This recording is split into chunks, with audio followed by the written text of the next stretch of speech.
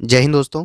तो आज हम फिर से एक इम्पॉर्टेंट वैकेंसी लेकर के आए हैं जो कि सीबीएसई यानी केंद्रीय माध्यमिक शिक्षा बोर्ड की तरफ से आ रही है, यानी central board of secondary education. Permanent post पे आपकी वैकेंसीज एडवर्टाइज कर दी गई हैं।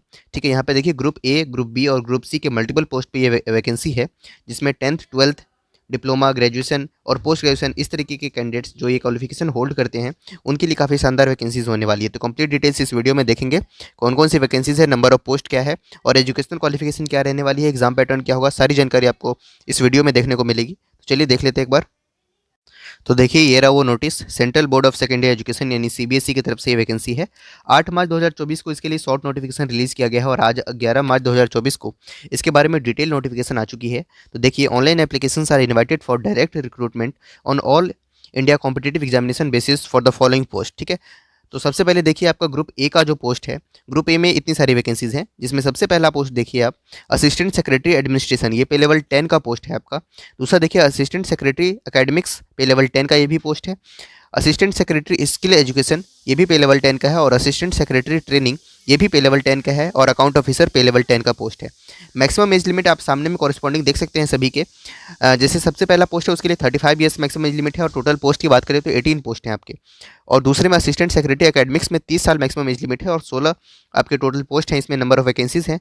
ऐसे ही आप देखेंगे 30 एज लिमिट है और 8 वैकेंसी है कुल मिला के अकाउंटेंट में। और फिर देखें आप तो इसमें 3 वैकेंसी है। इस तरीके से आपकी ये वैकेंसी है। इसके बाद देखिए ग्रुप बी के कुछ पोस्ट देख लेते हैं। ग्रुप बी में आपके जूनियर इंजीनियर जो कि पे लेवल 6 का पोस्ट होता है, उसमें वैकेंसी है। इसमें मैक्सिमम एज लिमिट 32 ईयर्स रखी गई है।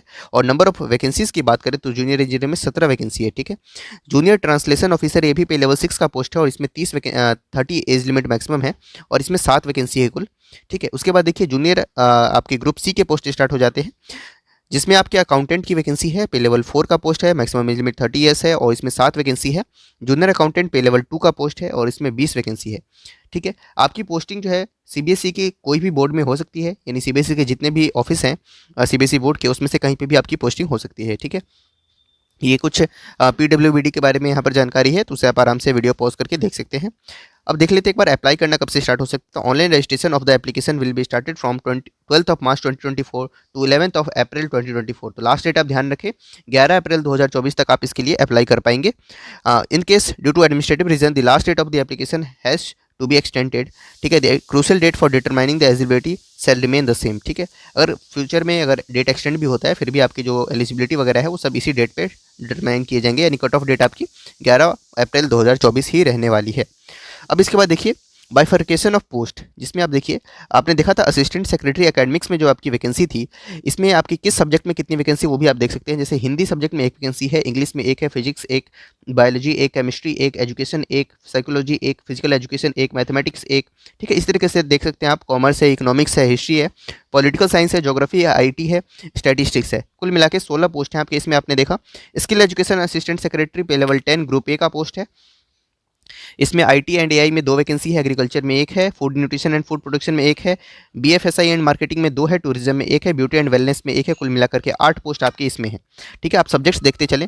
असिस्टेंट सेक्रेटरी ट्रेनिंग में देखिए काफ़ी अच्छे पोस्ट हैं ये, जिसमें एजुकेशन में 2 वैकेंसी, मैथमेटिक्स में 2 है, फिजिक्स में 2 है, केमिस्ट्री में 2 है, बायोलॉजी में 2 है, कॉमर्स में 2 है, आईटी एंड कंप्यूटर साइंस में 2 है, मल्टीमीडिया एंड मास कम्युनिकेशन 2 है, डिज़ाइन 2, इंग्लिश 2, हिंदी 2। कुल मिलाकर के 22 पोस्ट है आपके यहाँ पर। फिर उसी तरीके से बाकी पोस्ट आपने देखे, रिजर्वेशन वगैरह के बारे में आप यहाँ पे रीड कर सकते हैं। ठीक है, अब नीचे आते हैं recruitment rules for the advertise post, जिसमें देखिए आप assistant secretary administration group A का पोस्ट जो है उसमें एसेंशियल क्वालिफिकेशन क्या मांगी जा रही है, bachelor's degree from any recognised university और इंस्टीट्यूशन। तो आपने देखा जस्ट आपको बस बैचलर चाहिए इसके लिए और एज लिमिट 35 साल रखी गई है। ठीक है, दूसरा देखिए असिस्टेंट सेक्रेटरी एकेडमिक्स का जो पोस्ट है ये काफ़ी शानदार वैकेंसी, आप इसके लिए जरूर अप्लाई करेंगे। ठीक है, इसमें बैचलर्स जस्ट मांगा जा रहा है आपसे किसी भी रिकॉग्नाइज्ड इंस्टीट्यूशन से, मैक्सिमम एज लिमिट 35 ईयर्स है और ग्रुप ए का पोस्ट है आपका इसमें। ठीक है, असिस्टेंट सेक्रेटरी एकेडमिक्स देखिए आप नेक्स्ट, इसमें पोस्ट ग्रेजुएट डिग्री मांगा जा रहा है आपसे किसी भी रेलिवेंट सब्जेक्ट में। जो आपने ऊपर नंबर ऑफ सब्जेक्ट्स देखे उनमें से किसी सब्जेक्ट में अगर आपके पास पोस्ट ग्रेजुएशन है तो आप इसके लिए जरूर अप्लाई करें। इसके साथ में आपके पास बीएड भी होना जरूरी है, एकेडमिक्स में ये वैकेंसी है। और अगर आपने नेट या सेलेक्ट कर रखा है, ठीक है, तो आप इसके लिए अप्लाई करें। ठीक है, यानी तो और इक्विवेलेंट और डॉक्टरेट डिग्री है आपके पास तो भी आप इसके लिए अप्लाई कर सकते हैं। ठीक है, उसके बाद नीचे देखिए असिस्टेंट सेक्रेटरी स्किल एजुकेशन है, इसमें क्वालिफिकेशन मांगी जा रही है 4 इयर्स का बैचलर्स डिग्री आपके पास इंजीनियरिंग में होना चाहिए, ठीक है, तो आप इसके लिए अप्लाई कर पाएंगे, यानी बीटेक होना चाहिए आपके पास, और इसके साथ पीएचडी और इक्विवेलेंट आपके पास हो तो आप इसके लिए अप्लाई करें, ठीक है। तो इसमें टेक्निकल क्वालिफिकेशन आपसे मांगी जा रही है। उसके बाद देखिए असिस्टेंट सेक्रेटरी ट्रेनिंग का पोस्ट है, इसमें पोस्ट ग्रेजुएशन मांगी जा रही है विद बीएड एंड नेट, तो आप इसके लिए अप्लाई कर पाएंगे, नेट या स्लेट। और इसके बाद अकाउंट ऑफिसर का पोस्ट है, इसमें बैचलर डिग्री मांगा जा रहा है किसी भी रिकॉग्नाइज्ड इंस्टीट्यूशन से, इकोनॉमिक्स में, कॉमर्स में, account finance, business studies, cost accounting as one of the subject, ठीक है, इनमें से कोई एक सब्जेक्ट आपके पास बैचलर्स में होना चाहिए तो आप इसके लिए अप्लाई कर पाएंगे। या नहीं तो आपके पास bachelor's degree of a recognised university या इंस्टीट्यूशन एंड हैविंग एसएएस या JOC examination conducted by an account audit services department of the central government, ठीक है, तो आप इसके लिए अप्लाई कर पाएंगे। या फिर आपके पास पोस्ट ग्रेजुएशन है किसी भी रिकॉग्नाइज इंस्टीट्यूशन से, इकोनॉमिक्स में, कॉमर्स में, अकाउंट फाइनेंस, बिजनेस स्टडीज या cost accounting as one of the subject, तो भी आप इसके लिए अप्लाई कर पाएंगे। या एमबीए फाइनेंस है तो भी आप इसके लिए अप्लाई कर पाएंगे। जूनियर इंजीनियर का पोस्ट है, ग्रुप बी का पोस्ट है, पे लेवल 6 का 32 years maximum age limit, BTech degree आपके पास सिविल इंजीनियरिंग में है तो आप इसके लिए अप्लाई कर सकते हैं।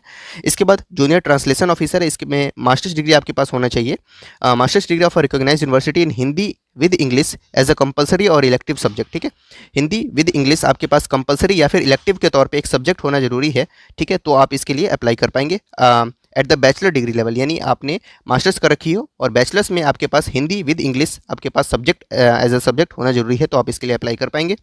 उसके बाद देखिए और भी बहुत सारे यहाँ पर क्वालिफिकेशन और करके दिए हुए हैं, इनमें से कोई भी क्वालिफिकेशन आपके वो होल्ड करते हैं आप तो आप इसके लिए जरूर अप्लाई करें।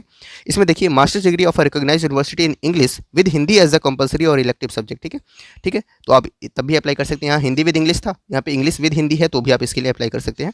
अगला देखिए master degree of recognised university in any subject, किसी भी सब्जेक्ट में आपके पास मास्टर्स है अदर देन हिंदी और English with Hindi medium and English medium as a compulsory और elective subject as the medium of examination at the bachelor's degree level, तो भी आप इसके लिए अप्लाई कर सकते हैं। कुल मिलाकर के जिनके पास बैचलर्स है वो इसके लिए अप्लाई कर सकते हैं। मैक्सिमम एज लिमिट इसमें 30 ईयर्स है, सॉरी पीजी है तो इसके लिए अप्लाई कर सकते हैं, ठीक है। बाकी आप आराम से रीड कर सकते हैं, इसमें और भी क्वालिफिकेशन है। अकाउंटेंट का पोस्ट है, इसमें बैचलर्स मांगा जा रहा है आपसे इकोनॉमिक्स या commerce, account finance, business studies, cost accounting, इनमें से किसी में, और 35 वर्ड्स पर मिनट की या 30 इंग्लिश में और 30 वर्ड्स पर मिनट की हिंदी में टाइपिंग स्पीड भी मांगी जा रही है। जूनियर अकाउंटेंट ग्रुप सी का पोस्ट है, इसमें 12th क्लास मांगा जा रहा है विद अकाउंटेंसी या business studies, economics, commerce, entrepreneurship, finance, business administration, taxation, cost accounting as one of the subject, और typing speed 35 word minute English में और 30 वर्ड्स मिनट पर मिनट आपकी हिंदी में होनी जरूरी है। एज लिमिट वगैरह में जो रिलैक्सेशन सेंट्रल गवर्नमेंट प्रोवाइड करती है वो यहाँ पे भी मिलेगा। SC/ST को 5 साल का, OBC को 3 साल का, PWBD UR including women in सबको 10 साल का, और बाकी आप देख सकते हैं यहाँ से डिपार्टमेंटल कैंडिडेट्स को कोई एज बार नहीं है।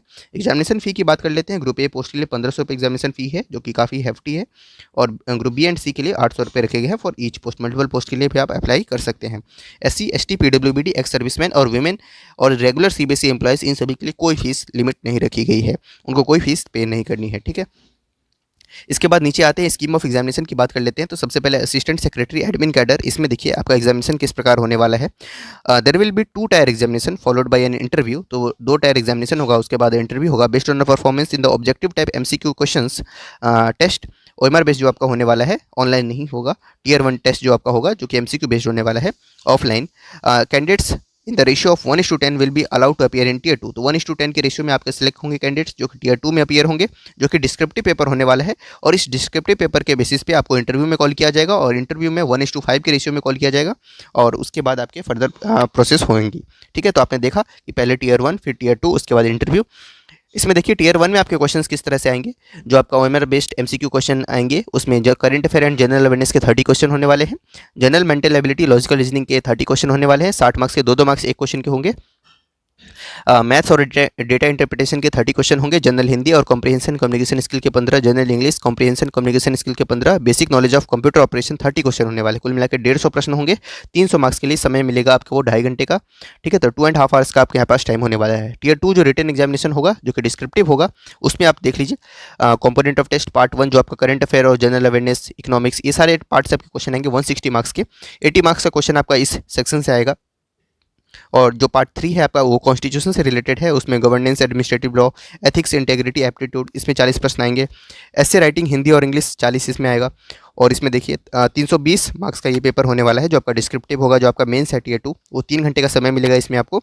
इसके बारे में आप आराम से रीड कर सकते हैं, और जो फाइनल मेरिट बनेगी will be based on the performance in part B and part C, ठीक है। तो पार्ट बी और पार्ट सी में आपने देखा जो कि टियर 2 है, यानी रिटन एग्जामिनेशन, और जो आपका इंटरव्यू है, इसके बेसिस पे ही आपकी फाइनल मेरिट तैयार होगी। जो टियर 1 था उससे जस्ट आप कट ऑफ क्लियर करके टियर 2 में पहुंच सकते हैं। आपका जो मेरिट बनेगा, जो सिलेक्शन होगा, वो डिस्क्रिप्टिव और इंटरव्यू के बेसिस पे होने वाला है। तो ग्रुप ए के पोस्ट है, तो इसमें एग्जामिनेशन भी आपकी काफ़ी हैवी रखी गई है। और देखिए असिस्टेंट सेक्रेटरी एकेडमिक्स है, इसी तरीके से आप सबका देख सकते हैं। 150 मार्क्स का यहाँ पे आने वाला है, 300 मार्क्स क्वेश्चन होने वाला है, 150 प्रश्न होंगे, 2.5 घंटे का समय होगा। क्वेश्चन आपके इस 3 पार्ट से आएंगे, जिसमें करंट अफेयर, जनरल अवेयरनेस है, और skills for academic and office work, analytical ability, और general aptitude in areas associated to school education. इससे प्रश्न होंगे 50-50-50। फिर डिस्क्रिप्टिव होगा, जो कि स्पेसिफिक सब्जेक्ट का होगा। सब्जेक्ट वाइज सिलेबस आप जाके देख सकते हैं कि सब्जेक्ट का क्या सिलेबस होने वाला है। ये cbse.nic.in पे आपको देखने को मिलेगा। और इंटरव्यू 80 मार्क्स का होगा आपका, और इसमें भी सिलेक्शन आपका रिटन और इंटरव्यू के बेसिस पे ही होने वाला है। इसी तरीके से आप अकाउंट ऑफिसर का सिलेबस देख सकते हैं, ये भी काफ़ी शानदार है वैकेंसी। इसमें भी 150 प्रश्न पूछे जाएंगे, 300 मार्क्स के लिए 2.5 घंटे का समय होगा, और इन सभी पार्ट से आपके प्रश्न आने वाले हैं। ठीक है, इसका भी आपका रिटन एग्जामिनेशन यानी डिस्क्रिप्टिव पेपर होगा। इसमें प्रश्न आपके कहाँ से आएंगे, तो ऐसे राइटिंग आएगा, इसमें 40 मार्क्स का, कॉन्स्टिट्यूशन से 40 होंगे। पार्ट 2 में आप देखें, यहाँ से भी मल्टीपल टॉपिक्स हैं, यहाँ से भी क्वेश्चन आने वाले हैं। 3 घंटे का यहाँ पे भी आपको समय मिलेगा, और 320 मार्क्स के क्वेश्चन होने वाले हैं। जूनियर इंजीनियर का वैकेंसी है, इसमें भी देखिए आपके प्रश्न कहाँ कहाँ से आने वाले हैं। सारे टॉपिक्स आपको मेंशन किए हुए हैं, पार्ट 1, 2, 3, 4, 5, 6, इस तरीके से आप देखें, 7, 8, 9 और पार्ट 10। तो इन 10 भागों से ये प्रश्न आएंगे, 150 प्रश्न होंगे 300 मार्क्स के लिए, और इस यहाँ पे भी आपको 2.5 घंटे का समय मिलेगा।